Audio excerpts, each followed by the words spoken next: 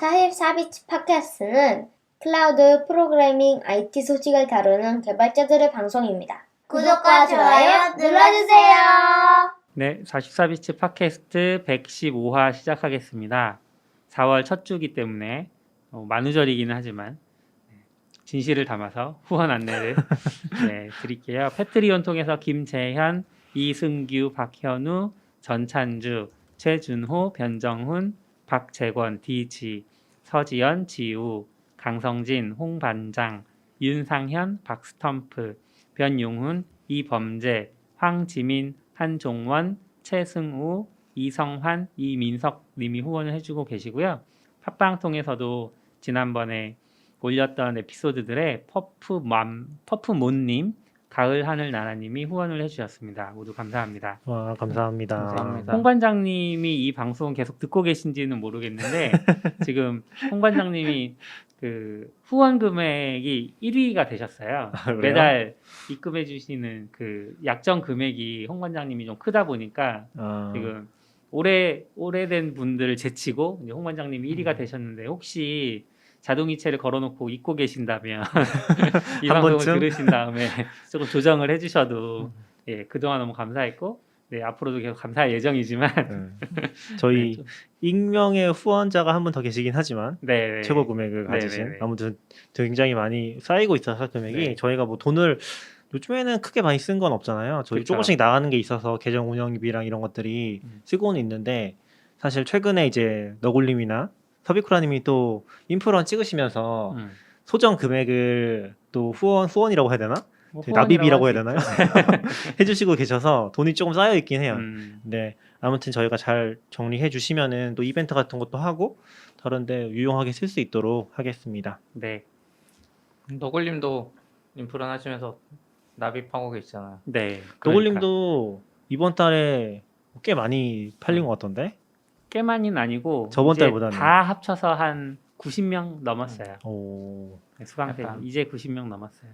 홍 반장님도 그렇고 원래 이렇게 후원 많이 하면 아프리카 TV에서 회장님이라고 막 해주잖아요. 그래요? 회장님 계속 바뀌고. 회장님 여기 오시면 이제 회장님이라고 읽어드려야죠. 저기 채팅창 오시면. 그래야 되겠네. 네. 단신 짧게 몇 가지 소식 다루고 넘어갈게요. AWS의 이제 CEO가 바뀌었습니다. 네. 사실 바뀐 지는 꽤 됐지만. 그러니까 이게 아마존 CEO 제프 베조스가 내려오면서 앤디 제시라고 AWS의 CEO가 아마존의 CEO가 됐고 그 자리를 다시 채운 거잖아요. 그렇죠? 그 아마존과 AWS의 관계를 살짝만 설명을 해주세요. 관계라고 하면 잘 모르겠는데 자회사 아니에요? 자회사인가요? 자회사죠. 네. 관계회사라고 벌써 100% 자회사일 것 같긴 해요. 정확히는 지분 구조는 모르는데 그쵸, 투자를 받았으면 예전에 리인벤트를 보면 AWS의 CEO가 발표를 하기도 하지만 아마존의 CTO가 발표를 하기도 하잖아요. 네네. 이게 둘이 뭐야? 누가 더 높은 거야? 약간 그런 느낌들이 있었어요. 뭐 그쵸? 약간 그게 있는 것 같아요. 그 아마존 CTO하는 그분이 약간 전체적으로 총괄하는 느낌, AWS까지. 그리고 사실 그 뭐라고 하지? CEO 역할은 뭐 기술적인 것도 그러니까 앤디 제시가 굉장히 잘 알았다고 하고 초반에 많이 작업을 했다고 하는 그러니까 직접 한 건지 모르겠지만 많이 끌고 갔다고는 하지만 CEO의 역할은 사실 완전 기술이랑 또 다를 수 있잖아요. 그쵸. 그런 부분이 겹쳐 있는 거 아닐까 싶긴 해요. 경영이란 부분도 굉장히 중요하니까. 그럼 이제 AWS라는 거는 아마존에서 제공하는 웹 서비스, 클라우드 환경을 담당하는 CEO가 되는 거죠. 그렇죠. 그러니까 이번에 아담 셀럽스키라는 분이 셀립스키라는 분이 새로운 이제 AWS CEO가 되시는 것 같아요. 네. 처음 듣는 이름이라 약간 생소할 수도 있는데 누구? 저도 처음 듣는 이름이고 사실 잘 몰라요. 근데 약간 이분 얘기를 들어보니까 좀 재밌었던 포인트가 저는 이제 태블로를 굉장히 좋아하긴 하거든요. 태블로. 그러니까 약간 제가 좋아한다고 했을 때 제가 잘 안다거나 잘 한다고 생각하시면 안 되고 항상 팬심. 기본적으로 팬심이 있는 회사예요. 왜냐면은 너굴님도 아시겠지만 같이 저희가 시각화 공부하고 그런 컨셉들이 많이 들어간 도구 중에 하나라서 태블로가 상업적으로도 뭐 잘 돼서 세일즈포스에 인수됐었죠. 근데 이분이 보니까 태블로 CEO셨더라고요. 태블로 CEO셨고 이번에 이제 AWS CEO로 영입이 된 것 같아요. 근데 저 내용을 자세히 보진 않았어서 아무튼 그 포인트가 좀 재밌었던 것 같아요.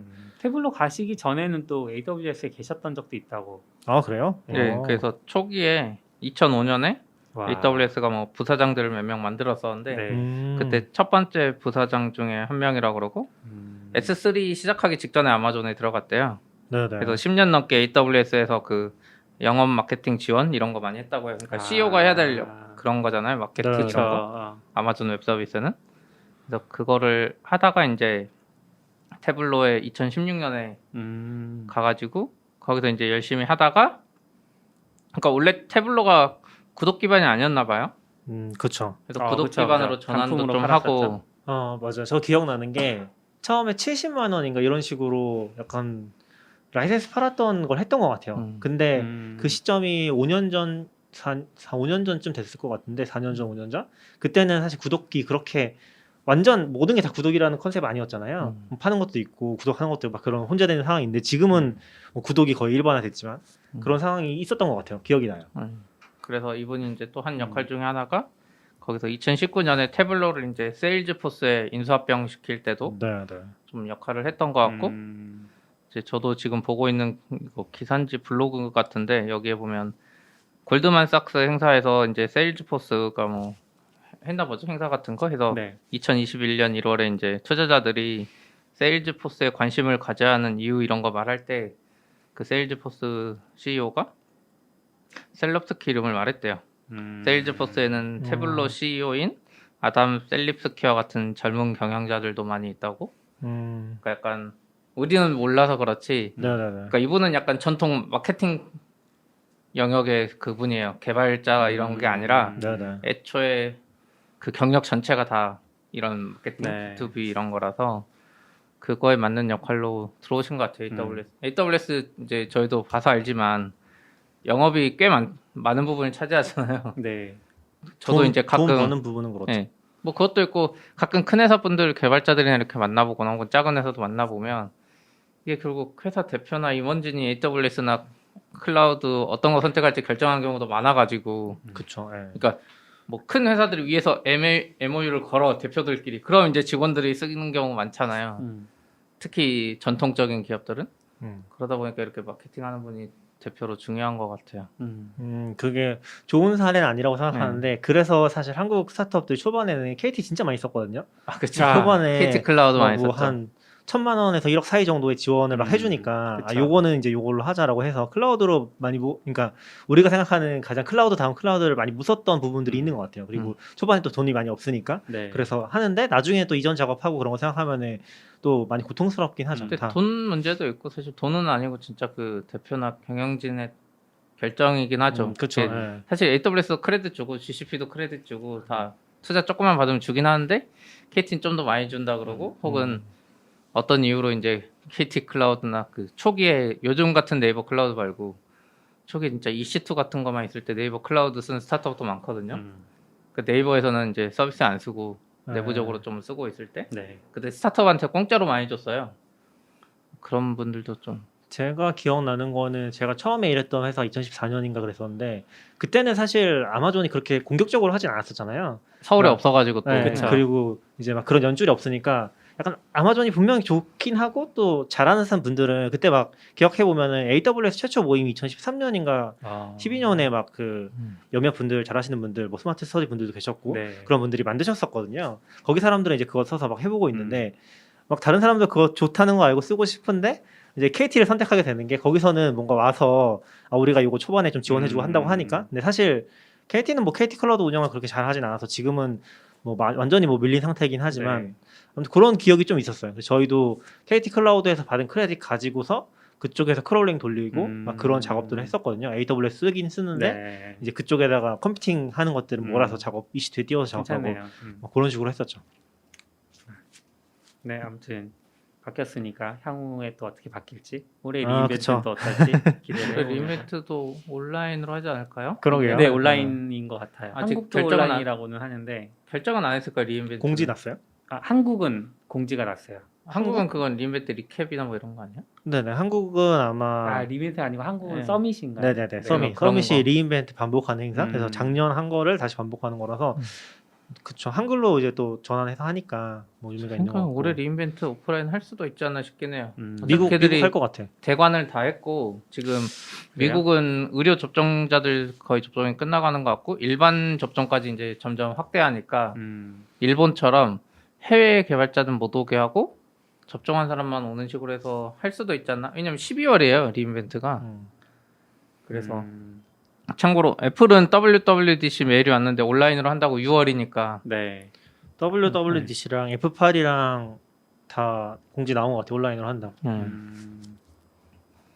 작년에도 AWS 늦게 하니까 제일 늦게 공지 나왔던 것 같긴 해요. 그 온라인으로 하는 거에 대해서. 맞죠. AWS 진짜 끝까지 버티면서 어떻게든 하려고 하는 게 보였죠. 맞아요.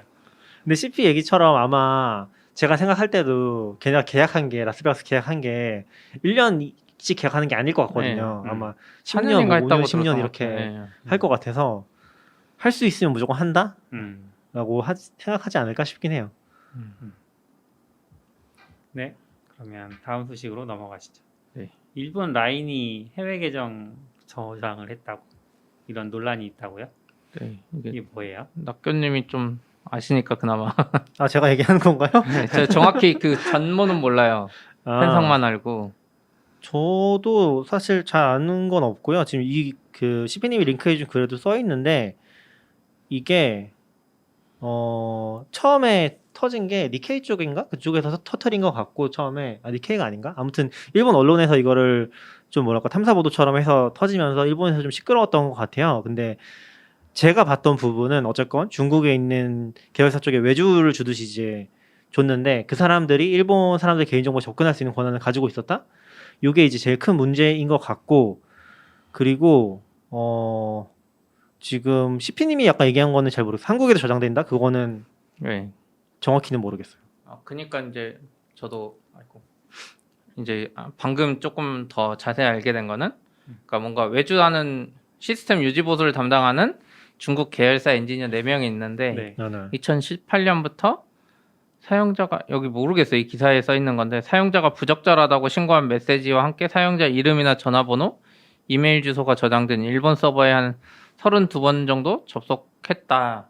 이게 다예요. 그러니까 어떻게 보면 CS 하려고 했을 수도 있고 근데 이게 왜 갑자기 터졌는지는 저는 잘 모르겠어요. 사실 뭐 유출된 것도 아니거든요.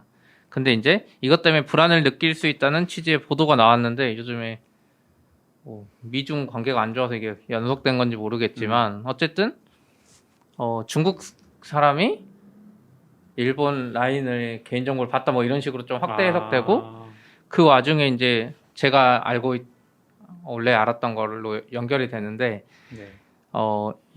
일본 서버에 한국 라인에 개인정보가 저장돼 있기도 하고 일본 사용자의 정보가 한국 IDC에 저장돼 있기도 하다는 거예요. 그러니까 막 이거를 파헤치다가 그러니까 네이버에서 시작했으니까 엔지니어들이 한국에 네. IDC 있고 해서 라인의 일부 정보가 한국 IDC에 저장돼 있다 이걸 하면서 뭔가 엄청난 문제처럼 이제 막 변질된다 그래야 되나?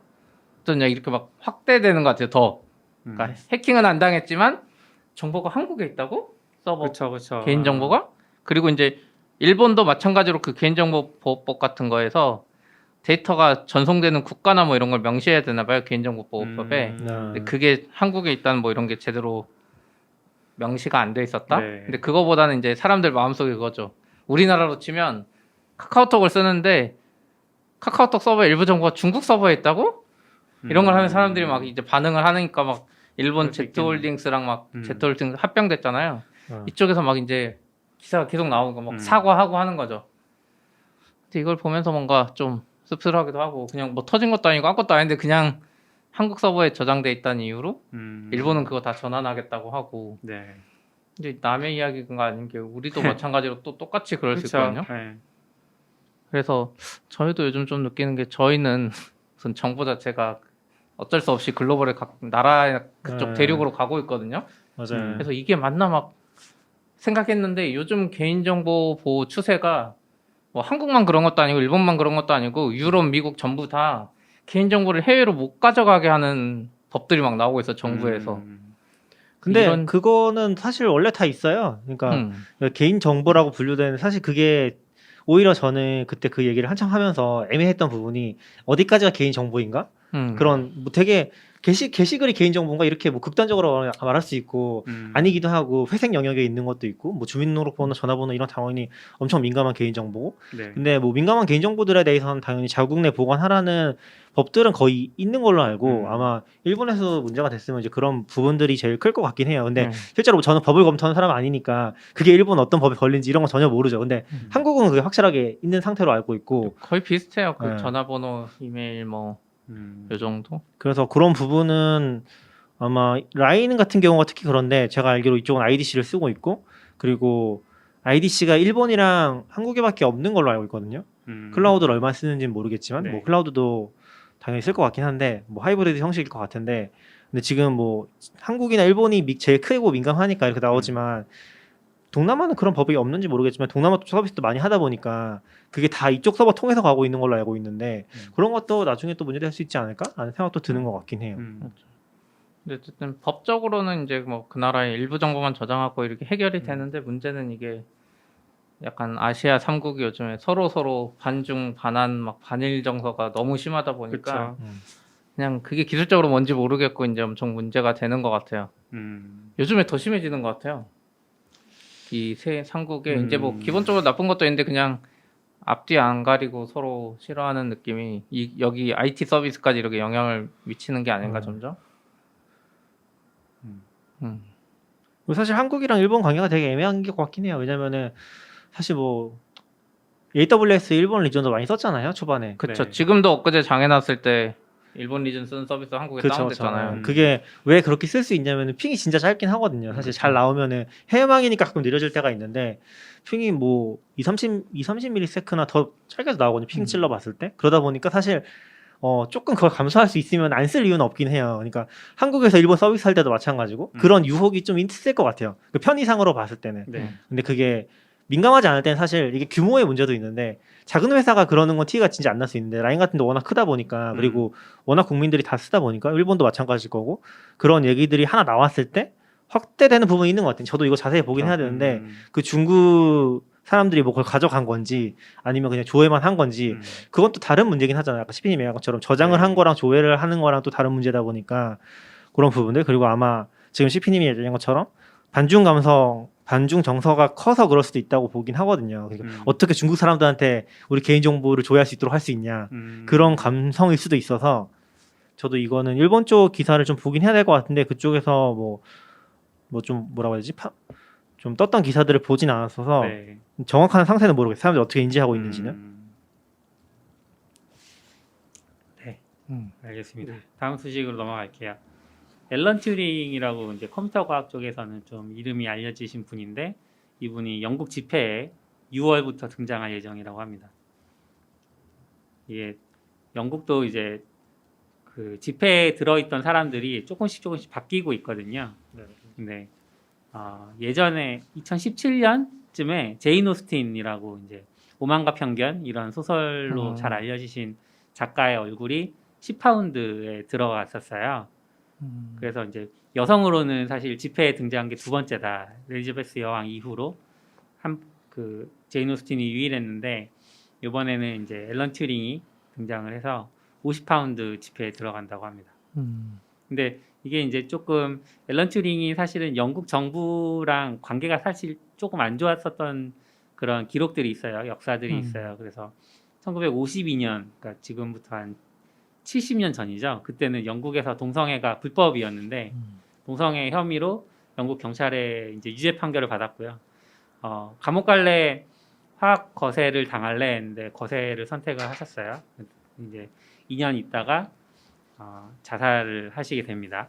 네, 그래서 이 일이 이제 어떻게 보면 영국 정부에게 좀 수치스러운, 왜냐하면 영국 정부 지금 굉장히 뭐 인권에 대해서 많이 이야기를 하니까 그랬었는데 2013년에 이제 그러니까 형식적으로는 법무부 장관이 건의를 하고 엘리자베스 여왕이 그걸 받아들여가지고 무죄 판결을 하고 이제 복권이 되는 그런 일이 있었어요. 그게 이제 사후 59년 만이라고 되어 있는데 이런 일들을 겪었고 이제 그 일이 있고 나서 최근 그러니까 8년 지났네요. 8년이 지났는데 이제 집회까지 등장하게 됐는데 앨런 튜링이 이제 유명한 거는 두 가지 사건인 것 같아요. 첫 번째는 이제 독일군 2차 대전 당시에 에니그마라는 독일군의 암호 장비가 있었는데 이거를 해독하는 것이 굉장히 난제였는데 이거를 해독하는 장치를 이제 개발하는 물론 협업자가 있었다고 하는데 어쨌든 그 장치를 개발해서 유명해졌고 또 하나는 이제 컴퓨터 분야에서 근대 컴퓨터의 어떤 이론적인 토대, 그러니까 상상으로만 구현하는 어떤 컴퓨터, 그거 이제 지난 화에 그 낙교님이 유니버설 컴퓨터 뭐 이렇게 얘기를 하셨는데, 네 그런 것들을 또 이론적인 토대를 잘 구축해 주셔서 오늘날의 컴퓨터가 있게 된 것 같고 이제 그런 것들 때문인지 50파운드 그 지폐 안에 퍼즐이 들어있대요. 12개 정도 되는 퍼즐이 들어있다고 하니까 혹시 구하실 수 있으면 퍼즐도 찾아보시면 좋을 것 같습니다. 와, 축하할 일이네요. 네. 근데 진짜 갑자기 책 들고 왔어. 나 농담하려고 가져왔는데 그 얘기는 잠깐. 근데 약간 진짜 영국도 좀 되게 엄청 슬픈 사례인 것 같아요. 이 사건 자체가. 그러니까 이 사건이라기보다 이 복권이 지금 사후 60년 만에 된 거잖아요. 그쵸. 진짜 엄청 힘들구나. 근데 비슷하게 느끼는 것 중에 하나가 지금 한국도 보면은 제주도에서 있었던 이제 학살 사건 같은 것들 네. 그런 것들에 대해서 이제야 복권 얘기가 나오고 있잖아요.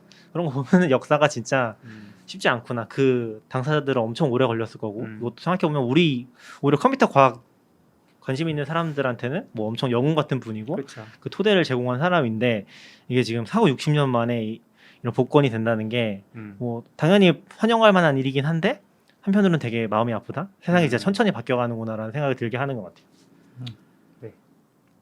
그 혹시 관심 있으신 분은 이미테이션 게임이라는 영화를 보시면 조금 앨런 튜링에 대해서 앨런 튜링을 다룬 보실 수 있고 책이 뭐 있었나요? 책도 많이 있는데 번역서가 많지는 않은 것 같아요. 뭐 튜링 머신에 대해서는 저번에 소개했었던 이제 이광근 교수님의 네. 컴퓨터 과학이 여는 세상이 제일 잘 설명해 주는 것 같고 사실 그거보다 좀 더 깊게 알고 싶으면 그 유튜브 영상 그 강의했던 서울대 강의 영상이 있거든요. 그게 그때도 얘기 들었다시피 제일 좋긴 하거든요. 그래서 뭐 시간 좀 들여서 보셔도 되게 좋은 영상이라고 생각은 해요. 그거는 튜링에 대한 얘기는 아니고 다른 책 중에는 좀 웃겼던 건 요즘 이제 컴퓨터 막 코딩 이런 것들이 붐을 일으키고 있잖아요. 네네. 앨런 튜링을 다룬 그 전기, 어린이용 전기 이런 거는 좀 있어요. 그 너굴님도 아이디가 앨런이잖아요. 아, 네. 앨런 튜링의 앨런인가요? 앨런 K 앨런인가요? 앨런 튜링의 앨런인데 사실 앨런이 그 ALAN을 쓰는데 네네네. 이거를 미국 분들이나 이렇게 뭐 영어 과외 받을 때 말씀을 드리면 알란이라고 많이 하세요. 그러니까 사실 왜 이게 앨런 튜링이 앨런으로 번역이 됐는지 모르겠어요. 우리나라에 이름 발음 기호가 네네네. 알란이라고 하셔서 나는 영국 사람 앨런 튜링이 앨런이다 이렇게 항상 덧붙이고는 합니다. 네, 아무튼 앨런 튜링 소식은 여기까지고 제가 책을 갑자기 들고 온 거는 집회 얘기가 있어서 오늘 아침에 읽었던 내용 중에 이런 얘기가 있거든요. 이 투자 책인데 역시 투자. 조지 워싱턴이 미국 1달러 지폐에 나오나 봐요. 네. 근데 이 책에서 하는 얘기가 뭐냐면은 그 지폐를 볼 때마다 그 1달러로 이게 200년 전이거든요. 200년 동안 8% 수익을 얻을 수 있으면은 800만 달러가 됐을 거다. 복리로. 네. 그러니까 지폐를 볼 때마다 그걸 생각하라고. 1달러 아끼니 그렇게 크다. 1달러로 800만 달러가. 그래서 네, 죄송합니다. 쓸데없는 얘기. 네, 기승전 어차피 낙교님 저축하라. 저축하고. 근데 그 말을 제가 안 지키는 분이기도 해요. 항상 뭘 지르시고. 원래 항상 반대로 하시잖아요. 맥 장비 살 바에 뭐 애플 주식 사라는 거 본인 안 사고. 네, 아무튼 요거 다음 얘기로 그 리처드 스톨만이 지금 철회가 안 나왔던 것 같은데 철회는 아직 안 나온 것 같아요. FMF가 아니라 FSF 프리소프트웨어 재단에 복귀를 했다는 소식이 좀 나왔어요. 그래서 이거에 대해서 지금 굉장히 좀 말이 많은 상태고 이게 뭔가 공식적으로 발표하면서 올라온 것도 아니고 그냥 슬쩍 또 홈페이지에 바뀌면서 올라간 것 같더라고요, 이름이. 그러니까 리처드 스톨만이 사실 뭐 많은 업적을 가진 분은 맞기는 한데 이제 문제는 작년인가 재작년인가 앱스타인 사건이 있었잖아요. 앱스타인 사건이 성적으로도 그렇고 뭔가 되게 미국 사회에도 파장을 많이 일으킨 사건이에요. 근데 반대로 또 한국에는 많이 안 알려진 사건이거든요. 앱스타인 사건이. 그런데 거기 심지어 컴퓨터 과학자 누구였죠? 마빈 미nsky? 네, 마빈 민스키에서 같은 사람들 연루가 돼 있다고 네. 하고 그분도 뭐 이제 뭐 그런 안 좋은 쪽으로 엮여 있다고 네. 얘기가 많이 됐었는데 그런 부분에 대해서 리처드 스톨만이 좀 옹호하는 식의 발언을 한 음. 부분들이 있었고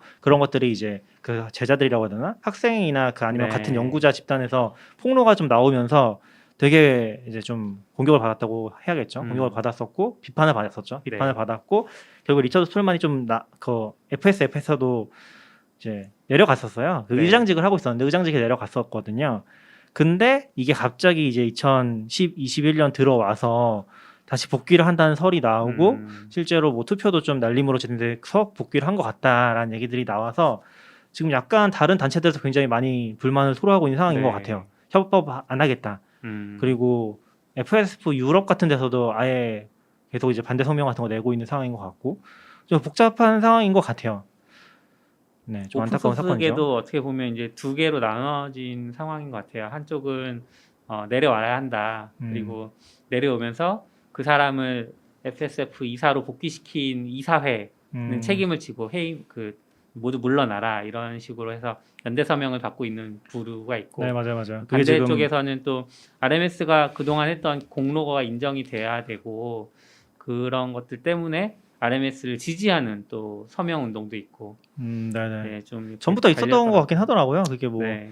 잘은 모르겠지만 아무튼 좀 갈려서 지금 서명을 받고 있고 근데 뭐 사실 모르겠어요. 이사회 멤버랑 의장직으로서 적합하진 않다고 생각은 해요. 근데 네. FS가 지금 워낙 중요한 역할을 하고 있는 그쵸. 단체라서 사실 뭐 GPL 붙어 있는 라이브러리들 기본적으로 관리를 많이 하고 있기도 하고 저도 좀 불편하긴 하지만 이맥스 같은 것도 리처드 스톨만이 많이 처음 만든 걸로 알고 있긴 하거든요. 그런 게 좀 마음이 아프긴 한데 근데 어쨌건 이 분이 지금 리더로서 역할을 하는 거는 오히려 지금 엄청나게 큰 분쟁들을 만들어내고 있는 것 같아서 좀 안타까운 부분이 없지 않아 있는 것 같아요. 네. 근데 뭐 당연히 저도 반대를 하는 입장이고 네.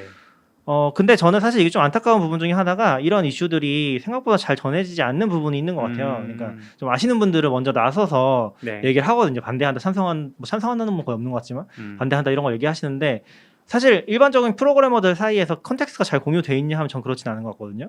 그게 조금 문제인 것 같긴 해요. 그러니까 이 얘기가 한글로 나온 게 거의 없어요. 그 고발 기사 같은 그쵸, 것도 그쵸. 영어로 나와 있는데 사실 그 영어를 그냥 쓴 게 뭐 되게 읽어봐야 되고 시간이 많이 들고 하는 작업이잖아요. 그러다 보니까 그 관심이 많이 있거나 영어를 잘하시는 분들은 컨텍스트를 알고 있고 뭐 리처드 스톨만이 문제가 있었다더라. 그 외에 그 정도로밖에 이해 못하는 거죠. 그나마 제가 찾아봤던 게 조금 잘 정리된 기사가 리처드 스톨만 퇴임 때랑 그러니까 내려갈 때랑 네. 그다음에 이번에 다시 복귀할 때 나온 기사 중에 지디넷에서 그게 지디넷 같은 경우가 한국 언론이 아닌데 네. 미국 언론인데 미국 언론인지 모르겠지만 해외 언론인데 그 기사를 다시 한글로 번역해서 올리잖아요. 그러다 보니까 이럴 때 가끔 퀄리티 있는 기사가 맞아요. 번역되는 경우가 있더라고요. 그래서 혹시 관심이 있으신 분들은 그 기사를 좀 보시면은 그냥 뭐 중립적인 관점에서 지금 사건을 바라볼 수 있지 않을까 네. 싶긴 한 것 같아요. 지디넷 기사 리처드 스톨만 검색해 보시면 이번에도 6일 전에 또 기사가 올라왔거든요. 복귀하면서 업계에서 반발하고 있다는 그런 기사가 올라와서 한번 보셔도 좋을 것 같아요. 근데 뭐 좀 중요한 사건이긴 해서 단신으로 한번 올려봤습니다. 네. 이맥스 불매운동 해야 되는 거 아니야? 근데 뭐 만든 도구가 죄가 있는 건 아니니까. 그게 지금 사실은 작년에 이제 그 아까 마빈 민스키 얘기 나왔지만 마빈 민스키가 사실 인공지능 쪽에서는 거의 뭐라고 하지 아버지라고 얘기될 정도로 유명한 사람이거든요. 근데 문제가 그런 분이 이제 그런 스캔들에 휘말리면서 사실 그 뒤에 있는 제자라든지 사람들이 다 불편한 상황인 거죠. 언급을 할 수도 없고 안 할 수도 없고 내 입장을 안 밝힐 수도 없고 그게 작년에 진짜 많이 작년 재작년쯤에 학계를 한번 휩쓸었던 걸로 알고 있긴 해요. 그런 불편함들이. 근데 얘기하신 것처럼 사실 어렵긴 하죠. 그거를 이맥스를 안 쓰는 게 그것 때문에 안 쓰는 게 맞나? 그것도 애매하고 그렇죠. 좀 고민이 있기는 해요. 좀 더 적극적으로 하는 사람은 그런 걸 많이 하잖아요. 그렇죠. 그 사람이 정치적으로 먼저 모든 거를 약간 거부하면서 네. 약간 우리나라도 뭐 불매운동도 약간 어떻게 보면 약간 비슷할 수도 있고 맞아요. 그러니까 일본 기업이라는 이유 자체로 하는 경우도 있고 중국도 그냥 한국 기업이 뭐라고 한 말 안 한 기업도 그냥 한국 네. 기업이라는 이유로 하고 저도 리처드 스톨만 이거 몰라서 무슨 언급을 했는지조차도 모르고 맞아요. 사실. 그게 그러니까 한글로 그렇게 잘 정리된 글 같은 게 많이 없어요. 그러니까 그쵸. 트윗 같은데 컨텍스트를 아는 사람들이 올리니까 음. 모르는 사람 입장에서 무슨 일이 있었던 거지? 그쵸. 정확히 리처드 스톨만이 무슨 발언을 했지? 그리고 사실 외국에서도 보면은 리처드 스톨만이 진짜 특이한 사람인 게 트위터를 안 쓰거든요. 트위터에 반대해서 자기가 트위터 같은 거 비슷한 웹페이지를 만들어 놓고 거의 트윗처럼 적어요. 거기다가도 옛날에 했던 뭐 아동 성에 뭐 옹호하는 발언 같은 것들 막 끄집어내서 하는데 지금은 들어가지는지 모르겠는데 이제 그런 컨텍스트가 좀 해체가 돼버리니까 나중에 온 사람들 오히려 모르는 거죠. 그쵸. 이 사람들이 실제로 그런지. 그리고 지금 뭐 얘기되는 것들도 보면은 리처드 스톨만이 그런 문제가 있었던 거는 사실 이사회 쪽에서도 계속 알고 있었고 지적을 해서 바꾸려고 좀 해선 전혀 바뀌지 않는다. 약간 해킹이 좀 거친 남성들의 문화 같은 느낌으로 뭐 예를 들면 버진 같은 표현을 쓰는데 그런 거 쓰지 말라고 해도 이제 리처드 스톨만은 그 이해를 못하는 거죠. 그런 이슈가 계속 있었다고는 하더라고요. 나이 드셔서 이제. 네, 알겠습니다. 네, 아무튼 네. 그거는 아까 얘기했던 GD넷 기사 같은 거 보시면 좀 더 도움이 될 것 같아요. 궁금하신 분들은. 네. 그리고 약간 방금 다뤘던 얘기도 어떻게 보면 이제 오픈 소스 이야기이긴 하지만 정치적인 이슈인 거고 이제 진짜 생활 정치적인 이슈가 하나 있어서 가져와 봤는데 서울시장 후보 이제 선거가 이번 주 주말에 사전 선거가 있고 다음 주가 본선거인가요? 저는 서울 시민이 아니라 모릅니다. 네. 맞아, 이번 주 금요일 토요일이 사전 선거로 알고 있어요. 네. 서울시장 선거가 진행되고 있는데 후보들이 이제 공식적으로 홈페이지를 만들더라고요. 네. 저희가 이제 대선 때도 한번 이걸 다뤘던 것 같은데 그래서 서울시장 후보들이 홈페이지를 어떤 기술로 만들었나 물론 이제 직접 만들진 않고 다 뭐 이렇게 용역을 줬겠죠. 누군가를 시켰을 텐데 그래서 한번 살펴봤는데 조금 역시나 대선 때도 그랬지만 이번에도 좀 별로 썩 만족스럽지 않은. 그러니까 예를 들면 번호도 얘기해도 되나? 번호 얘기하지 않고 그냥 어떤 후보는 그 jQuery 그러니까 대부분의 경우 직접 만들었으면 jQuery 1.11을 사용해요. 저 이거 1점대를 사용해요. 제가 본 거 방금 깜짝 놀랐어요. 왜요? jQuery 1점이 최신이었나 하고 딱 봤더니 2016년이고 지금은 3버전 나와 있는데. 그렇죠. 그러니까 jQuery가 유지 보수가 되고 있어요? 아니, 1점대가? 아니 계속 되는데 문제는 이거 옛날에 만든 홈페이지면 이야기했는데 지금 만든 홈페이지잖아요. 네, 그러니까 이게 그러니까 어떤 이런 류의 홈페이지를 만드는 업체들이 아직까지 라이브러리 업데이트를 못 하고 있는 것 같아요. 차마 그럴 의지가 없는 거죠. 네, 굳이. 의지도 없고 그렇죠. 굳이인 거죠. 그리고 조금 더 심각하게 보였던 건 사실 제가 이런 홈페이지를 구축한다고 하면 사실 jQuery 1.0 쓸 수 있어요. 1점대 쓸 수 있지만 더 중요한 건 누가 우리 홈페이지에 들어오는지 추적을 해야 되잖아요.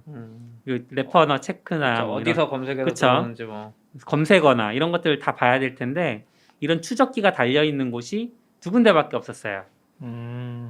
지금 보면은 15번까지 후보가 있거든요. 네. 그 중에서 제가 선본 홈페이지가 존재하는 곳은 사실은 하나, 둘, 셋, 넷, 다섯, 여섯, 7개밖에 없어요. 근데 사실 달려있다고 봐도 될 것 같은데요?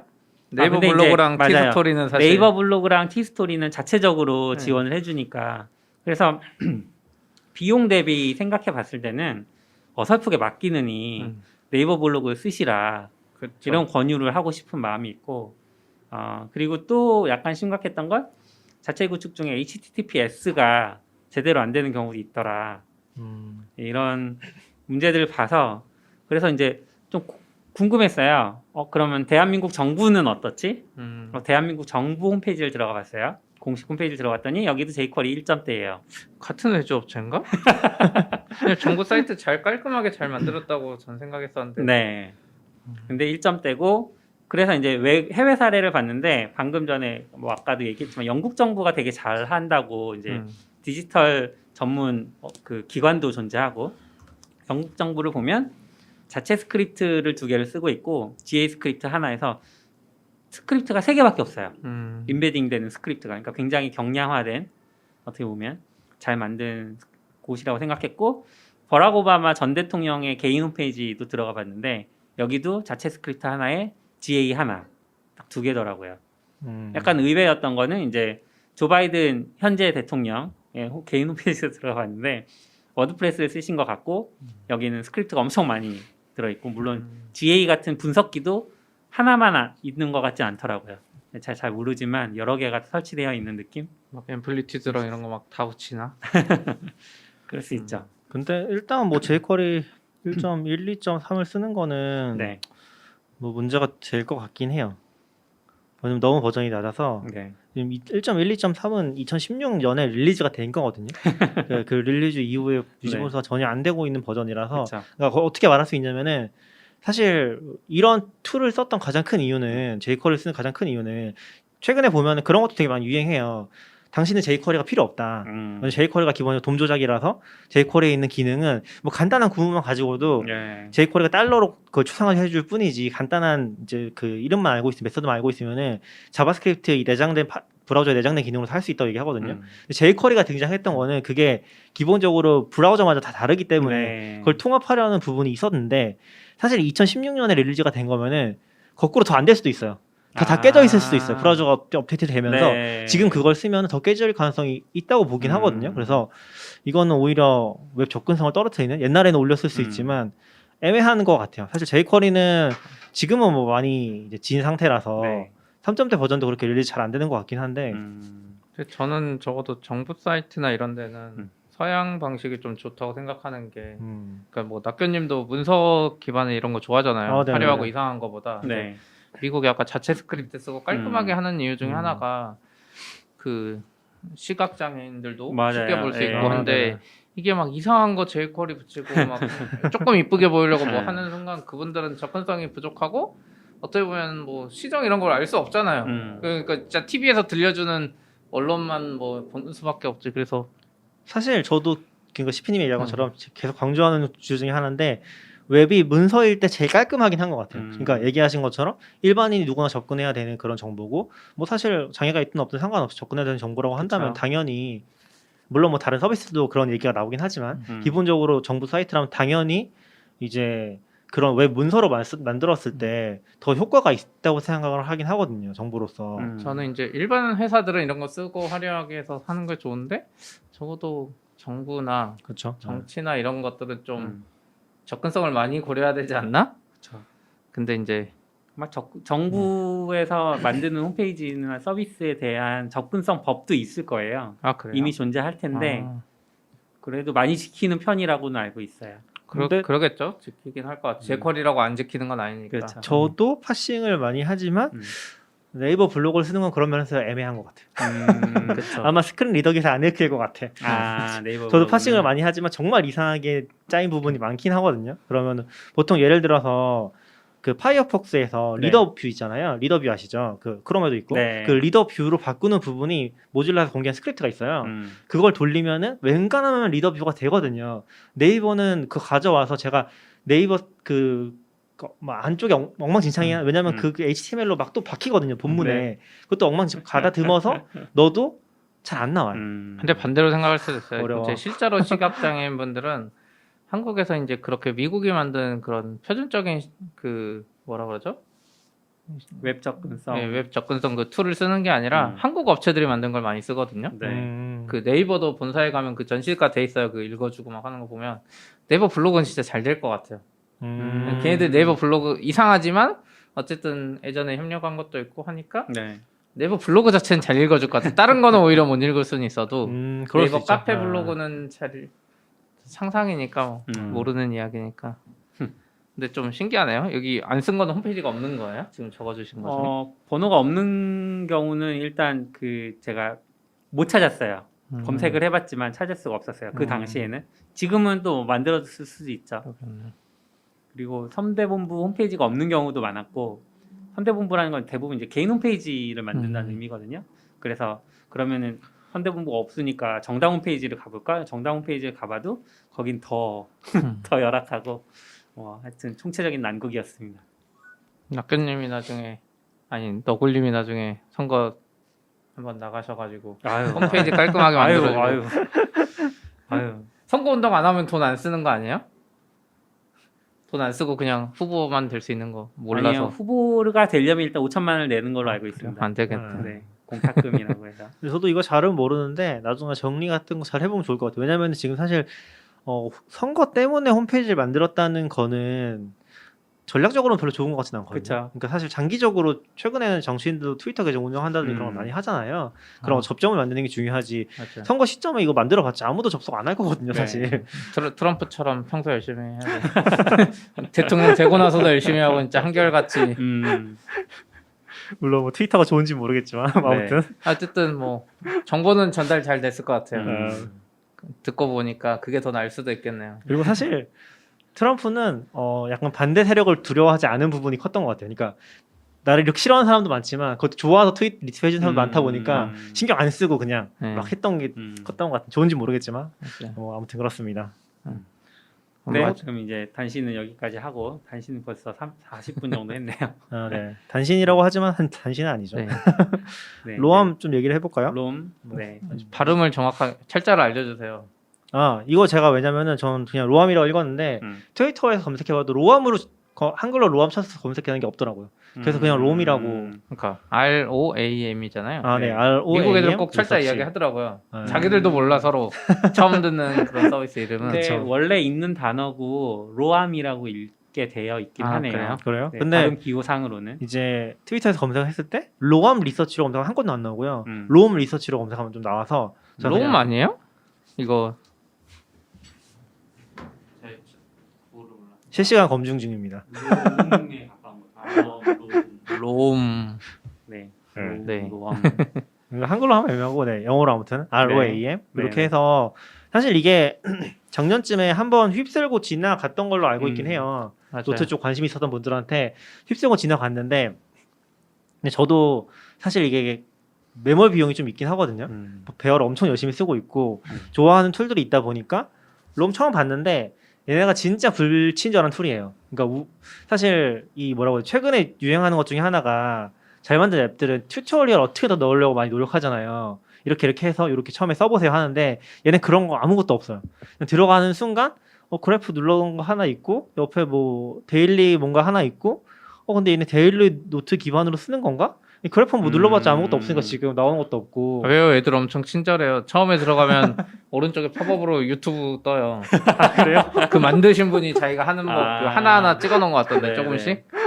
그래도 그걸 불친절하지만 그러니까 베어 수준은 아닌데 유튜브로 자기가 찍어놓은 거 이렇게 해놓긴 했더라고요. 베어도 엄청 친절하진 않은데 베어는 약간 그런 컨셉이 있어요. 자기네가 처음에 들어간 문서가 4개인가 있거든요. 거기다가 그 기능을 많이 표현해놨어요. 네. 그래서 그걸 딱 보면 이렇게 쓰면 되겠구나 하는 컨셉이 오는데 얘는 그런 느낌은 전혀 안 와서 그리고 사실 데일리 노트가 이 메인인가 아닌가 좀 처음에 잘 모르겠어서 그리고 저도 딱 들어갔을 때 너무 별로라고 느꼈던 게 아웃라이너인 거예요.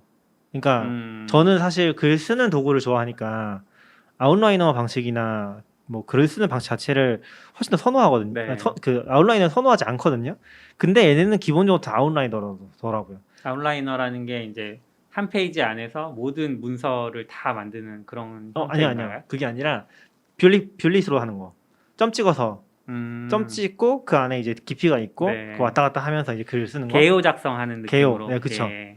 그런 식으로 쓰는 방식이에요, 기본적으로. 그래서 그걸 딱 보는 순간 별로겠네 하고서 저는 그냥 지나쳤었고요. 네. 그래서 처음에는 안 썼던 것 같긴 해요. 근데 두 분은 로암 써보신 적 있나요? 저도 예전에 써보다가 도대체 이게 뭐야 이걸 왜 돈 주고 쓰라는 거야 이해를 못 하겠는 거야. 그리고 비싸요, 맞아. 네. 비싸. 이게 한 달에 $15고 그냥 먼슬리로 쓰면은 그리고 또 되게 골 때리는 게 빌리버 플랜이라는 게 있거든요. $500 내고 5년 쓸 수 있는 한 달에 한 믿음. 그 약간 그거죠 테슬라처럼 믿음 메타라고. 우리는 갈 거다. 좋아하는 사람들 그걸 또 쓰기도 하고. 근데 아무튼 최근에 그렇게 이제 좀 던졌다가 최근에 이제 아웃사이더님이 한번 언급을 해주셨어요. 그래서 이거 왜 언급했었지? 잠깐만요. 무슨 얘기를 하다가 멘션해서 저한테 주셨었는데 맥락을 까먹으셨군요. 맥락을 지금 안 가지고 있어서 제가 스크리브너 얘기를 또 했었거든요. 저 스크리브너도 좋아해서 근데 스크리브너도 진짜 구닥다리 툴이거든요. 뭐 아실 수도 있고 요거 넘어가긴 할게요. 근데 구닥다리 툴인데 그 얘기 했더니 아웃사이더님이 로암 쪽은 관심 없냐고 물어보셔가지고 또 갑자기 관심이 생겼어요. 왜냐면은 제가 이것도 키스토리가 있는데 제가 배어를 진짜 좋아하잖아요. 배어 얘기 많이도 했었고 또 제가 또 나중에 사람들 오랜만에 만나서 얘기하다 보면은 제가 또 배어를 퍼트려 쓰고 있더라고요. 그래서 되게 당황스러울 때가 있는데 배어를 되게 좋아하고 지금도 많이 써요. 지금도 혹시 많이 쓰는데 영업사원이세요? 그런 소문이 있죠. 근데 제가 배어에서 좀 불만족스러웠던 부분이 그러니까 아웃사이더님도 그 데이원을 쓰셨거든요. 되게 오랫동안. 근데 데이원에서 못 벗어나는 이유는 정확히 모르겠지만 그 날짜별로 정리되는 게 또 좋은 점이 분명히 있어요. 그래서 제가 대안으로 찾은 게 배어랑 비슷한 에디팅 환경을 제공하는 저널링 툴이 있거든요. 그게 다이어리라고 DIARLY라는 다이어리라는 툴이 있는데 네. 걔는 배어랑 에디터가 거의 비슷한데 그 주제 기반이 아니라 날짜 기반이에요. 날짜로 하루 이제 만들고 나서 거기다 이제 제가 메모할 거 쓰고 할 일 쓰고 막 그런 식으로 써서 할 일 관리랑 하루 일기랑 뭐 했던 일들 관리 그걸로 한동안 했거든요. 배어랑 병행해서. 네. 근데 배어랑 역할을 좀 나눈 거죠. 배어는 주제별로 혹은 글쓰기. 그다음에 다이어리는 날짜별로 이런 식으로 주제를 나눠서 이제 진행을 좀 써보고 있었어요. 근데 이 날짜별로 쓰는 게 전 또 너무 좋은 거예요. 하루 단위로 쓸 수 있으니까. 근데 배어는 주제별로 쓰니까 이게 하루 단위로 저장되는 느낌도 아니고 나중에 가서 연결도 안 되니까 좀 방치된 느낌이 많이 들었거든요. 배어를 저는 위키로도 쓰고 있는데 그래서 날짜별로 쓰는데 좀 꽂혀 있는 상태에서 근데 다이어리가 문제가 뭐냐면 얘를 대체할 수단이 필요했어요. 싱크가 너무 안 돼. 그래서 제가 막 집에서 작업하다가 회사 와서 켜서 그거 보고서 메모 본 거 투두 리스트 보고 작업을 하는데 싱크가 안 돼 있는 거죠. 그게 앱을 껐다 키면 또 됐다가 안 됐다가 걔도 이제 배어처럼 아이클라우드 기반인데 네. 그게 안 돼서 이제 걔를 조금 정이 떨어져 가고 있었거든요. 되게 좋은데 개인 개발자가 만드는 거라서 안 고쳐지더라고요, 잘. 그래서 그거를 계속 기다리다가 돈 내고 쓰면서 기다리다가 지금 이제 바꾸려고 생각을 하던 찰나에 롬을 다시 보니까 이 기반이 데일리더라고요.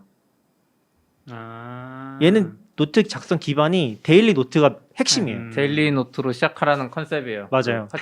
그 유튜브 처음도 그냥 일기 쓰듯이 쓰는 게 시작인 것 같아요. 애초에. 맞아요. 그래프는 약간 거두는 것 같고. 그래프는 제가 써보니까 전혀 중요하지 않아요. 그 그래프 시각화해주는 거는 쓸 일이 그렇게 많진 않아요. 이게 왜냐면 백링크나 예전에도 위키에도 그래프 기능이 있는데 사실 뭐 그렇게 쓸 일이 많진 않거든요. 근데 아무튼 이게 좀 메인화돼서 화제가 된 것 같은데 그래프 기능은 별로 중요한 것 같진 않고 제가 봤을 때는 이 데일리 노트가 핵심이라는 거 좀 이해하는 게 중요하다.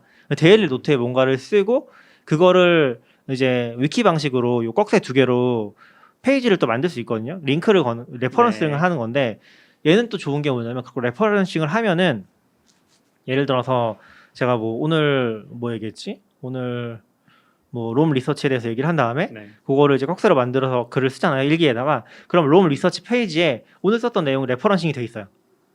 야, 이미 들어가 있다는 거예요? 근데 배어 링크 가는 거랑 비슷한. 맞아요. 근데 중요한 거는 우리가 보통 그거를 백링크라고 하잖아요. 근데 배어에는 없고 노션이나 걔네들이 최근에 지원을 했잖아요. 근데 백링크의 문제는 어차피 백링크 눌러서 들어가 볼 일이 그렇게 많진 않아요. 그쵸. 그거 자체가 하나의 엄청 큰 액션이기 때문에 다시 그 키워드 찾고 백링크 눌러가지고 뭐 어디서 링크 했었네 보는 그런 식인 거잖아요. 가끔 유용한데 그게 그냥 특별한 행동, 스페셜한 비헤이비어라고 생각을 하거든요. 근데 여기서는 들어가면은 그 밑에 레퍼런싱이 돼서 그 내용까지 다 나와요. 내용까지 나와서 처음에 접혀 있거든요. 열어서 보면은 그 밑에 썼던 내용까지 거기서 바로 볼 수가 있는 거예요. 그래서 그 내용이 하나도 없어서 내가 그 키워드를 이 꺽쇠로 만들었던 부분이 다 키워드 페이지에 잡히는 거죠. 그리고 심지어 더 중요한 거는 저는 이제 배어가 중요하다는 개념 중에 하나가 전 마크다운 에디터 진짜 싫어하거든요. 이거랑 비슷한 노트 툴 중에 그 아웃사이더님이 언급해 줘 옵시디언이라는 게 있는데 옵시디언이 마크다운 기반이에요. 그래서 걔는 이 프리뷰로 돼 있어요. 마크다운 쓰고 프리뷰하고 그쪽에 또 이미지 나오고 그런 것들로 돼 있거든요. 저는 그걸 너무너무 싫어하거든요. 근데 배어가 그거를 좀 해결했던 이유 중에 하나가 에디터랑 뷰어를 통합시킨 거. 근데 이 롬도 마찬가지예요. 에디터랑 뷰가 통합돼 있어서 에디팅 그 모드라는 게 없어요. 없고 근데 중요한 건 방금 레퍼런싱 된다고 했잖아요. 그 레퍼런싱 된 문서가 임베딩이 돼 있고 거기서 바로 편집을 할 수가 있어요. 그러니까 거기서 내가 적고 싶은 거 바로 적으면 되는 거예요. 이게 뭐 여기서는 바이 디렉션이라고 얘기를 하는데 그 컨셉이 생각보다 너무 좋은 거죠. 백링크가 되게 유용한 기능이지만 묘하게 이 액션이 크니까 쓸 일이 없어지는데 여기선 그게 너무 자연스럽게 통합이 돼 있는 느낌? 백링크 자체가 그냥 이 안에 완전히 녹아 들어가 있는 거죠. 그래서 너무 재밌는 상태예요. 아직까지는. 전 지금 한 10일 정도, 10일, 2주 좀 된 것 같은데 쓰면서 아직 너무 재밌게 잘 쓰고 있어요. 그래서 지금 좀 쓰고 있는 상태긴 한 것 같아요. 핵심이 그거고, 그래서 아무튼 데일리로 지금 투두 관리 그걸로 다 하고 있고, 거기다가 이제 투두 관리하면서 노트 적고 있고, 그 아웃라이너 들어가니까 그 아래에다가 작업해야 되는 거 살짝 적고 있고, 그다음에 제가 개인적으로 노트 쓰는 것들도 이걸로 정리를 하고 있거든요. 근데 또 투두 리스트로 쓸 수 있을까 처음에 좀 고민을 했는데, 투두 기능이 일단 있고요. 투두 기능이 컨트롤 엔터 누르면은 투두, 돈, 그다음에 이제 다시 또 빈 상태 이렇게 왔다 갔다 하는 식으로 돌아가거든요. 그래서 컨트롤 엔터 누르면 계속 바뀌고, 그리고 좀 쓸지는 모르겠는데 포모도로가 내장돼 있어요. 투두에다가 그냥 박아서 포모도로 거기서 누르면 바로 체크되거든요. 쓸지는 모르겠지만 이게 또 박혀 있었고, 최근에 또 저는 포레스트라고 그 시간 재주는 앱을 쓰거든요. 네. 한 20분 단위로 돌려서 한 단위로 일했다라기보다 이제 한 단위씩 뭔가 작업하는 그런 걸 쓰고 있는데, 그것도 대체할 수 있지 않을까라는 생각도 조금 하고 있어요. 그리고 무엇보다도 저는 노션을 쓰면서 노션을 보면서 웹앱은 안 되겠구나 라는 생각을 진짜 많이 했거든요. 제가 그때 베어 웹으로 만들면 그거 똑같이 구현할 수 있다고 인라인 에디팅 했는데 작가님 베어 보라고 절대 웹으로 안 된다 그랬었거든요, 저한테. 이거 저는 베어가 잘 했던 이유가 네이티브로 만들어서 그런 줄 알았어요. 네이티브로 너무 잘 만들어서 그런 줄 알았는데 그걸 또 노션 보면서 확신을 했죠. 노션 너무 구리잖아요, 솔직히 말해서. 노션 너무 구리고, 요즘 갈수록 더 구려지는 것 같긴 한데 개선이 안 되니까. 노션은 그걸 문제로 인식 못하는 것 같아요. 그러니까 자기네 핵심 가치가 에디팅을 그 빠르게 해주는 그거기에 있다고 생각하지 않는다고 생각하거든요. 그러다 보니까 너무 처음 들어갈 때도 느리고 페이지 전환도 너무 힘들고, 내가 뭔가 생각을 해서 수정을 하러 들어갔는데 그 페이지 찾다가 끝나는 거죠. 검색이 또 안 좋으니까 페이지 찾다가 포기하고 또 나중에 보면 그거 적으려고 해서 안 적었네. 이 계속 과정을 무한히 반복하다 보니까 생산성이 오히려 떨어지는 거죠. 근데 롬은 너무 빠른 거예요. 너무 빠르고 아마 로컬 스토리지랑 같이 섞어서 쓰는 것 같은데, 생각보다 너무 빨라서 너무 감동적이고, 이게 웹에서 이 정도로 앱 경험이 나온다는 게 노션 쓰던 입장에서는 진짜 말도 안 된다라는 생각이 들 정도로 좋았던 것 같아요. 베어도 좋은 점이 있긴 한데, 근데 뭐 베어랑 저는 엄청 크게 차이 날 정도로 그렇게 느끼지 못하고 있어요. 저는 이게 이제 뭐 그 아웃라이너라 그러나 다 리스트 형태로 나오잖아요, 기본으로. 네, 맞아요. 그게 아직도 약간 불편하고 가끔 애가 에디터가 이상하게 작동한 경우가 있긴 해요. 뭐 이거 지우고 싶은데 맞아요. 약간 UI로 안 되다 보니까 잘. 그래서 저는 사실 이런 거 좋아하거든요. 문서 정리를 할 때 베어로 시도를 진짜 많이 했는데, 그 내 지식을 저장한다는 개념, 에버노트나 위키에 있던 그 개념으로 사실 베어는 잘 안 돼요. 솔직하게 말하면. 맞아요. 책을 진짜 잘 걸어야 되고 웹이 아니기도 하고. 근데 롬이 약간 그런 게 있는 것 같아서, 이 레퍼런스라는 게 기본으로 그걸 가지고 있으니까 그거를 시도하려고 했는데 이게 다 아웃라이너 기반이다 보니까 뭔가를 정리하고 소스 코드를 넣고 이런 거 넣기 좀 안 맞는 부분이 계속 있는 거죠. 그래서 요즘 느끼는 거는 우선 데일리 노트는 좋아요. 데일리 노트를 하고 내가 뭔가 정리한 걸 이렇게 링크 거는 것까지는 좋은데, 약간 위키스러움이 조금만 더 들어가면 좋겠다. 네. 그래서 저 잘 모르겠어요. 그 개발 제가 평소에 하면서 막 베어에 적거든요. 내가 지금 하고 있는 커맨드도 다 적어놓고 나중에 다시 보려고. 근데 롬 한번 시도는 해보려고 지금 결제 유료하긴 했어요, 저는. 유료하셨어요? 저는 네. 베어는 이제 끊어버리려고 그러고. 저는 계정 하나 새로 팠어요. 저는 예전에 썼던 게 있어서 그냥 계정 하나 새로 파서 30일 동안 지금 쓰고 있거든요, 무료로. 어뷰저네요. 어뷰저라뇨. 네? 그래서 아직 결제할지는 안 정하긴 했는데, 왠지 뭐 잘 적응하면 빌리버 할 것 같긴 한데. 빌리버로요 또? 빌리버가 더 싸니까 사실 계속 쓸 거면. 오늘 말씀하시는 톤을 들어보면 낙규님이 가끔씩 이제 흥분해서 말씀하실 때가 있잖아요. 오늘이 딱 그 톤이었어요. 그러니까 굉장히 지금 신나 있는 상황. 그리고 CP님 얘기한 게, CP님 얘기한 부분은 사실 좀 써보면서 나랑 맞는지 체크를 해봐야 되는 부분인 것 같아요. 그러니까 아웃라이너 기반이라 저도 처음에는, 그러니까 아웃라이너 기반 툴 중에 좋은 게 없어요.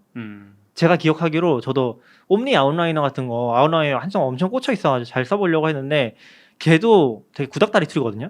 제가 구닥다리라고 말하는 거는 스크리브너도 그렇고 옴니 계열도 그렇고 클라우드 지형 같은 게 너무 약해요. 그래서 파일 단위로 다 생각을 하고 관리를 해야 되거든요. 그게 굉장히 고통스러워서 결국엔 이 기능이 아무리 좋아도 잘 안 쓰게 되더라고요. 근데 저는 이 로암 써보면서 좀 좋았던 포인트가 그 아웃라인하는 게 저 처음에 딱 들어갔을 때 별로겠네라고 생각을 했어요. 근데 저도 조금 막 이제 마구잡이로 쓰는 게 있다 보니까 길어지고 할 때 정리가 잘 안 됐거든요. 근데 그 데일리 노트에다가 예를 들면 5개 주제를 적었어요. 근데 하나가 지금 제가 쓴 것처럼 엄청 길어지잖아요. 그런 상황에서 접어놓고 쓰거나 하는 게 너무 자연스럽게 돼서 좋긴 하더라고요. 그러니까 약간 다르긴 한데 개인이 그냥 막 쓰기는 좀 사실 개발자도 그렇고 저도 평소에 위키나 베어에 쓸 때도 이런 아웃라인이나 적거든요. 뭔가 이상해서 무조건 하는 습관이 있긴 한데도 약간 가끔 안 맞나 싶은데 시도해볼 만한 것 같아요. 그리고 어쨌든 저는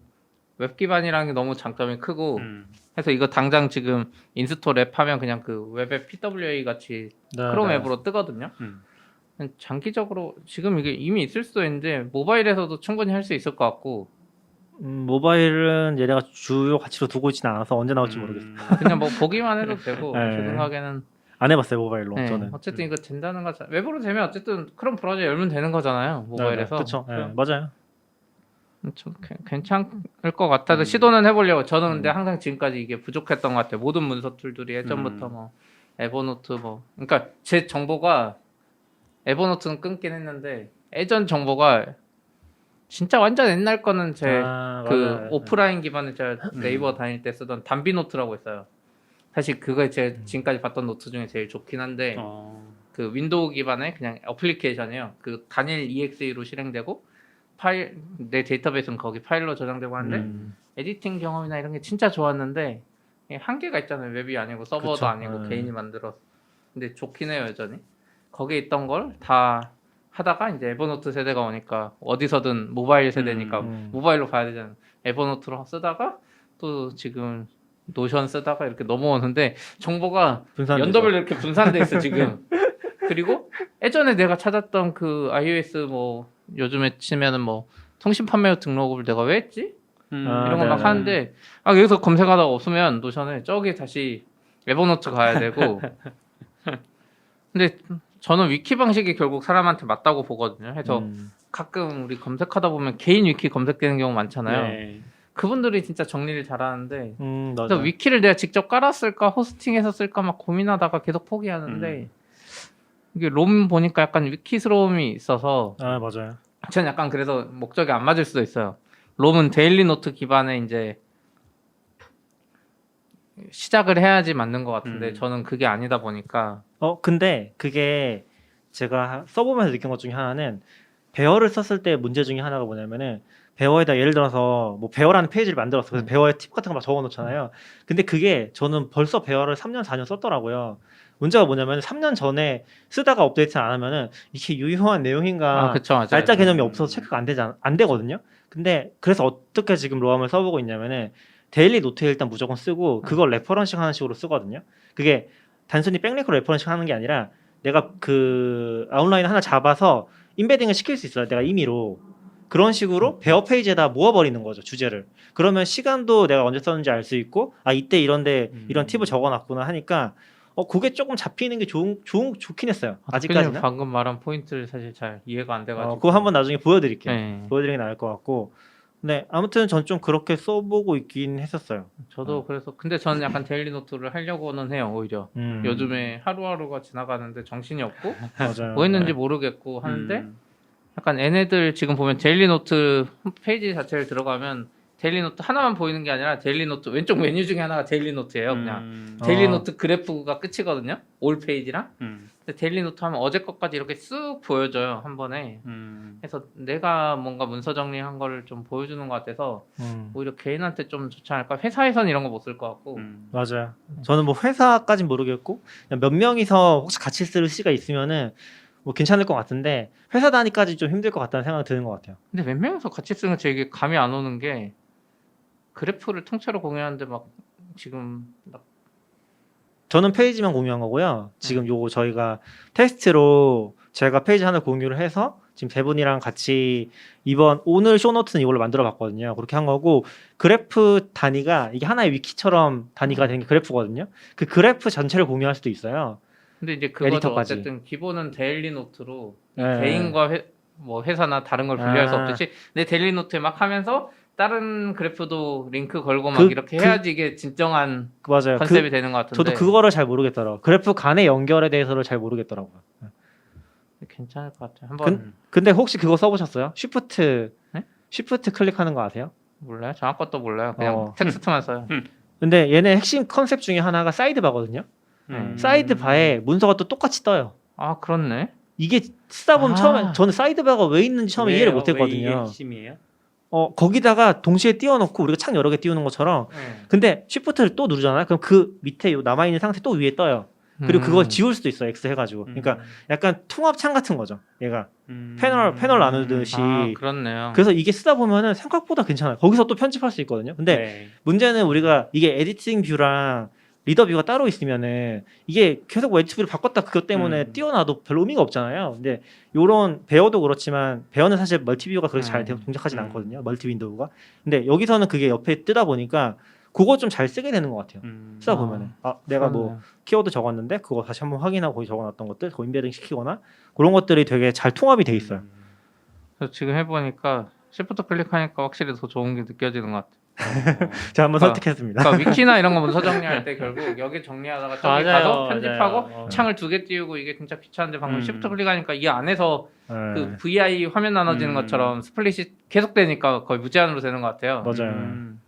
그리고 저는 모든 게 다 에디터라는 거. 그러니까 열면 일단 거기 다 에디팅 할 수 있어요. 레퍼런싱 안에도 심지어 에디터를 할 수 있어요. 그러니까 보통 레퍼런싱 인베딩한 데다 에디터를 하진 않잖아요. 네. 대부분의 그쵸. 컨셉에서. 근데 그걸 컨셉으로 집어넣은 게 좀 너무 강력한 것 같긴 해요. 확실히 잘 되는 애들은 이유가 있는데 확 못 든 이유도 있는 것 같아요. 노션처럼 못 들 것 같아요. 아 그래요? 진짜 잘 쓰는 사람들만 혼자 좋은 거 알고 그냥 끝날 것 같은 느낌이긴 해요. 설득이 힘들죠. 사실 이렇게까지 그러니까 이거 시피님도 공감을 해주시는 게 뭐냐면은 노트 앱을 많이 썼고 고민이 있었기 때문에 공감을 하는 거라고 생각하거든요. 뭔가 항상 부족한 게 좀 있어. 그런 거라고 생각을 하고 있긴 해요. 그거죠. 문서 정리 진짜 깔끔하게 제대로 하고 싶은 사람들이 이게 좋을 것 같은데 대부분은 뭐 가계부도 마찬가지예요.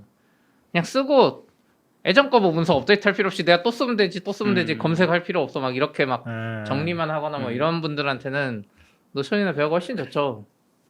근데 이거는 약간 옛날 것도 업데이트하고 막 링크 걸고 약간 한 주제는 한 군데 통합하고 싶고 이런 분들한테 좋을 것 같아요. 그래서 저도 지금 보면은 그 클럽하우스 처음 나왔을 때 리텐션이 엄청 높았잖아요. 리텐션이라고 하냐? 사용 시간이 엄청 높았잖아요. 막 사람들이 자기 일주일 동안 20시간 썼다 자랑하고 막 그랬었잖아요 한동안. 근데 저 지금 롬이 사용 시간 더 높은 것 같아요. 와. 계산 안 해봤지만 여기 기반으로 다 작업을 하고 있으니까 업무도 그렇고 개인 작업도 그렇고 다 하다 보니까 지금 10일 정도 쓰는데 계속 여기 붙어서 노트도 해보고 또 인포팅하는 것도 재밌어서 인포팅 잘 되나 안 되나 계속 해보고 아쉬운 건 없어요? 스크립트 다 써보고. 만족스러워요? 아쉬운 건 뭐 시피님 얘기한 것처럼 좀 매니악한 부분이 있는 거. 네. 그리고 되게 이 사람이 위키를 좋아하는 거 맞아요. 위키 좋아하는 거 맞고 그리고 이게 무슨 방법론이 있다고 했거든요. 이 노트 하는 방법론이 있어서 그거를 앱으로 만든 거라고 했는데 그거는 전 잘 모르겠고 위키를 굉장히 좋아하는 게 맞다고 느낀 게 어디 있냐면은 옛날에 위키에 혹시 기억나실지 모르겠는데 위키에 사이드바가 있잖아요. 사이드바를 어떻게 만들었냐면은 위키에 사이드바라는 특별한 페이지를 만들어놔요. 거기다 맞아요. 사이드바를 맞아요. 내용을 적으면은 그게 사이드바에 뜨는 식으로 정착했거든요. 근데 얘네가 지금 보면은 로암 CSS랑 로암 그 JS라는 그 페이지에다 편집을 하면은 커스텀 CSS랑 커스텀 JS가 적용이 돼요. 그래서 너무 약간 옛날 스타일의 위키 방식을 가져다가 지금 이 안에서 뭔가 편집하는 식을 쓰는구나. 그게 반갑기도 하고 좀 구식이기도 하고 그런 느낌을 살짝 받았어요. 근데 진짜 매력적이긴 한데 너무 비싸요. 비싸요, 맞아, 비싸. 한 달에 그래서 15달러. 배어는 그러네요. 2달러인가? 네네. 그래서 제가 또 하나 얘기하고 싶었던 것 중에 하나가 제가 요거를 컨텍스트를 모르고서 다른 분이랑 한번 얘기를 하다가 그 승범님이라고 네. 어제 승준님이랑 같이 클럽하우스 하셨던 분인데 승범님이 최근에 어떤 커뮤니티를 좀 팔로우 하시는 것 같더라고요. 근데 그 커뮤니티가 알고 보니까 아텐스 리서치라는 데예요. 이게 에이텐스 맞나요? 발음이? 아덴스?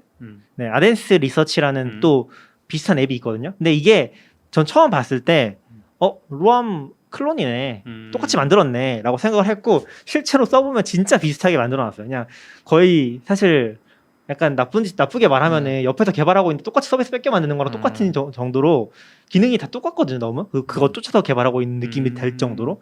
근데 중요한 거는 얘는 데스크탑 앱이에요. 웹 기반이지만 데스크탑 앱이고 제가 베어를 썼을 때 좋았던 점이랑 로엄을 썼을 때 좋았던 점을 좀 비교를 살짝 해봤는데 롬이 너무 불안한 부분은 노트니까 사실 개인 노트니까 사실 민감한 것도 막 집어넣거든요. 네네. 첨부 파일도 집어넣고. 근데 롬은 클라우드에 그냥 올라가요. 노션이랑 똑같아. 근데 그게 그 어태치먼트를 관리하는 메뉴가 아직 없거든요. 네. 굉장히 불안한 느낌이 딱 드는 거예요. 그래서 좀 조심해서 올려야겠다. 노출은 안 되겠지만 예전에 노션도 이미지 파일 올려놓고 그거 아무나 액세스할 수 있었다고. 주소를 알면 예. 주소를 알면. 근데 주소를 알 수 없긴 하죠 사실 네. 사실상. 그리고 그것도 사실 바뀌지 않았어요? 주소가 안 바뀌어서 그런 건가요? 원래 그게 그거 하루 걸잖아요, 정도 뒤에. 하루 그러니까 원래 걸잖아요. 맞아요. 근데 지금 여기 자세히 보진 않았는데 파이어베이스 기반으로 쓰고 있는데 그 부분에 대한 이제 명확한 게 안 나와 있으니까 조금 불안하긴 하더라고요. 그냥 뭔가 퍼블릭은 아닌데 퍼블릭에 올린 느낌이 살짝 드는 느낌? 그러다 보니까 그건 좀 조심하고 있고 아직은 어태치먼트 관리가 없어요. 그게 우선순위 없는 것 같아요. 그래서 로암 포럼에 뒤져보면은 여기 이 로암의 자바스크립트가 있잖아요. 거기서 파이어베이스 관리하는 부분 어떻게 잘 뜯어내가지고 그 파일에 입력하면 지워진다. 그런 게 팁으로 있어요. 그런 거 보면서 아직 조금 불안하네라는 생각이 좀 들었었는데 에이텐스 같은 경우가 데스크탑이라고 했잖아요. 그러니까 베어랑 롬이 완전 다른 포인트가 베어는 로컬이거든요. 내 그쵸, 컴퓨터 그쵸. 안에만 있기 때문에 네. 그게 퍼블릭으로 문제가 생길 가능성은 제로예요. 근데 사실 에이텐스가 철학으로 삼고 있는 게 로컬 퍼스트라는 개념이거든요. 롬은 사실 싱크 기반이기 때문에 완전히 클라우드 베이스고 네. 에이텐스는 완전 똑같은 앱인데 로컬 퍼스트라는 컨셉을 가지고서 만든 앱이에요. 그 철학이 너무 강해요. 앱은 똑같아 보이는데 그 바탕에 깔려있는 철학이 완전 다르다? 그래서 저는 사실은 에이텐스가 좀 더 성숙을 하면은 아직은 기능이 좀 클론이지만 부족한 부분들이 좀 많이 있어요. 문법 지원이 안 된다든지 그런 부분들이 있는데 아까 그 김승범 님이 여기를 되게 팔로우하고 계시다고 했잖아요. 네. 되게 열심히 하고 있어요. 되게 열심히 하고 있고 지금 Y 컴비나이트에도 들어가 있고 그 지금 이끄시는 분이 제프 탕인가 그분인데 커뮤니티를 되게 잘 이끌고 있는 것 같더라고요. 그래서 업데이트 되게 빠르고 기능적으로도 되게 금방 성숙할 거라는 생각이 좀 들고 있어요. 그래서 사실 어떤 시점에 저는 넘어갈까도 되게 많이 고민을 하고 있어요. 아직 임포팅 툴이 없기는 한데 컨셉이 비슷하니까 어떻게든 임포팅 제가 스크립트 짜면 만들 수 있을 것 같거든요. 그래서 나중에는 이걸로 넘어갈까? 그러니까 롬을 한 1년, 2년 쓴다고 하더라도 저도 좀 로컬 스토리지 컨셉이 너무 마음에 들어서 넘어갈까도 좀 고민을 하고 있기는 해요. 다른 것보다 아데니즈라고 읽어야 된대요. 아데니즈? 아데니즈, 아테네잖아요, 이게. 네네네. 이거는 무료라서 제가 일단 네, 무료예요. 이건 무료예요. 네. 무료라서 한번 설치를 해봐야겠네요. 요거가 실제로는 옵시디언은 아닌 거. 옵시디언은 잘 모르겠네. 옵시디언 아까 에디스토 때문에 전 일단 탈락이고 네. 아덴스는 비슷하기는 해요. 컨셉이. 그래서 로암의 약간 클론은 아덴스? 뭐라고 저는 된다고요? 요런 아데니즈 이런 류의 도구 중에 워크플로위를 한번 이제 시도를 해봤었는데 이제 좀 그 긴 글을 정리하고 싶은 니즈가 있어서 그래서 한번 실행을 해봤었지만 역시나 시간이 없다는 핑계로 잘 안 쓰게 됐었는데 요건 한번 해봐야겠네요 다시. 근데 확실히 로암 쓰면서 그 사용 시간이 길어지는 포인트가 데일리 노트 쓰면서 더 그런 것 같긴 해요. 거기다 내 생각 바로바로 정리하고 좀 중요한 것들은 다시 키워드로 정리하고 그렇게 하다 보니까 그런 패턴으로 좀 많이 쓰게 되는 느낌이 있는 것 같아요. 아무튼 되게 즐겁게 쓰고 있다 아직은. 되게 뭐랄까 거의 저도 이거를 포기 상태였는데 베어도 최근에는 뭐 키워드 너무 많아지고 분산되다 보니까 좀 놓고 있었는데 그거를 다시 한번 조금 희망을 갖고 잘 정리할 수 있을까 하면서 임포팅을 한 건 아니고 그냥 하나씩 옮겨가면서 써보고 있어요 아직은. 전체를 뭐 통째로 임포팅 하는 건 저도 좀 힘들고. 네. 저도 옵시디언은 그냥 잠깐 봤는데도 뭔가 베어랑 뭐 이런 거 짬뽕해놓은 느낌이에요. 근데 롬은 확실히 뭔가 이 사람 뭔가 철학을 가지고 있어. 노션 느낌이죠 약간. 그래서 잘 써보면 좋지 않을까? 잘 될지 모르겠지만. 근데 일단 재밌어요. 초반에 써보면은 조금 재미 붙이면은 연결하고 인베딩 해보고 하는 게 재밌고 단점 하나 생각났어요. 코드가 너무 힘들어. 그쵸. 코드 블럭이 아. 조금 코드 블럭이 좀 불편하고 코드 블럭이 지금 코드 미러로 돼 있거든요. 코드 미러 혹시 아시나요? 그 자바스크립트로 네. 에디터 집어넣는 걸로 어떻게 박아 넣었더라고요. 그걸로 하고 있는데 살짝 좀 불편하고 제가 어떻게든 그걸 해결했는데 그 라인 랩 있잖아요. 라인 랩이라고 이 라인이 넘어가면은 랩핑 해주는 거. 네. 두 줄인데 한 줄처럼 보이는 네. 컨셉을 만드는 그걸 적용하고 싶은데 얘는 에디터가 이미 초기화가 돼 있잖아요. 그래서 그거를 하는 게 거의 불가능하더라고요. 팁에도 거의 없고. 그래서 제가 그거를 어떻게든 찾아가지고 코드 에디터 객체를 가져와서 그거의 옵션을 바꾸는 거를 스크립트 짜놨거든요. 그렇게 해서 어떻게든 성공을 했어요. 근데 지금 그걸 어떻게 하고 있냐면은 문제가 뭐냐면은 걔네가 그 에디터 객체가 고정이 아니잖아요. 내가 만들 수도 있고 그러다 보니까 어떻게 하고 있냐면은 그냥 그 로암 커스텀 자바스크립트로 1초마다 돌면서 계속 랩 옵션을 추가해주는 식으로 돌리고 있거든요. 좀 이상하긴 한데 어떻게든 좀 잘 쓰고 싶다고 생각하다 보니까 그거를 좀 뜯어 고쳐가지고 써보고 있긴 해요. 근데 또 파이어베이스 쓴다니까 그런 것 좀 불안해요. 구글의 그 그쵸. 역사와 전통이 있는 파이어베이스 그거라서 그거 쓰다 망한 분들도 많고 스트레스도 많이 받고 장애 나면 또 구글이니까. 그래서 저 에이텐스가 좀 더 기대가 되는 게 그 포인트긴 해요. 저 지금 시도를 해보려고 하는데 실행하려고 하니까 실행을 못 한다고 하네요. 왜요? 잘 되던데? ARM64 버전을 설치를 뭐가요? 했는데 M1에서 안 되는 거 아니에요, Do 그러면? not have permission. 아테네스인가 그거 말하는 거. 네. M1에서 안 그럴 되는 수도 거? 이제 최초 일렉트로는 되는데. M1용 그게 있거든요. 아 그래요? 바이너리가 있어서 지금 깔아본 건데도. 버거 리포팅 해주세요. 네. 저 되게 기대하고 있어요, 에이텐스는. 아데니스? 근데 따라하는 건 한계가 있는 것 같아. 근데 되게 철학을 가지고 따라하니까. 그쵸. 완전 똑같이 베끼면 되죠. 지금처럼 요 기능 그대로만 따라해도. 지금은 그런 느낌이에요. 그러니까 거기 나름대로의 생각을 가지고 있긴 한데 뭐 로암을 자기가 추구하는 바는 아니라고 하는데 근데 이게 꾸준히 하는 게 중요해서 문서잖아요. 혹시나 이제 나중에 네. 얘가 하다가 지쳐가지고 떨어지면 맞아요. 저도 그게 저는 이제 사실 제가 지치는 것보다 로암이 망할까봐 그게 더 걱정되고 예전엔 베어한테 그러더니 이제 베어 망해도 된다고 넘어가시는. 제가 그래서 많이 구독시켰죠. 구독 좀 해달라고. 그러니까 배워 망하면 안 되니까. 근데 로암 하는 분은 적어도 망할 때 백업할 플랜을 만들어줄 것 같아요. 워낙 그걸 중요하게 생각하는 사람이니까. 지금도 통째로 내려받게 하는 게 돼요. 근데 그래요? 자체 포맷으로 제이슨 형식으로 돼 있어서 좀 뜯어보긴 해야 돼요. 그게 뭐 스펙은 공개되어 있는지 모르겠는데 사람들이 그걸 잘 분석해 놓은 툴이 있는 게 아니라서 내가 뜯어보긴 해야 되는데 이 블럭별로 다 시간이 박혀 있거든요. 완전 블럭 단위 개념이 노션에선 진짜 싫었는데 여기선 또 나름 괜찮은 것 같다는 생각이 들긴 하더라고요. 사실은 문서 하나가 다 이 블럭인 거라서 얘네 컨셉에서는 실행됐어요. 그 DMG 파일을 받아서 하니까 축하드립니다. 되네요. 그냥 바이너리를 실행하려고 했더니 안 되고. 근데 그것도 처음 보면은 되게 불친절할 거예요. 네네. 아무것도 없어요. 차 타면 날짜만 딱 박혀 있고. 네, 맞아요. 네, 아무튼 긴 시간 또 낙교님의 이 에디터 여정은 언제 끝날 것인가 재밌게 잘 들었습니다. 오늘 여기까지 하시죠. 네. 수고하셨습니다. 고맙습니다. 들어주셔서 감사합니다. 오늘은 뭔가 코멘트가 없다.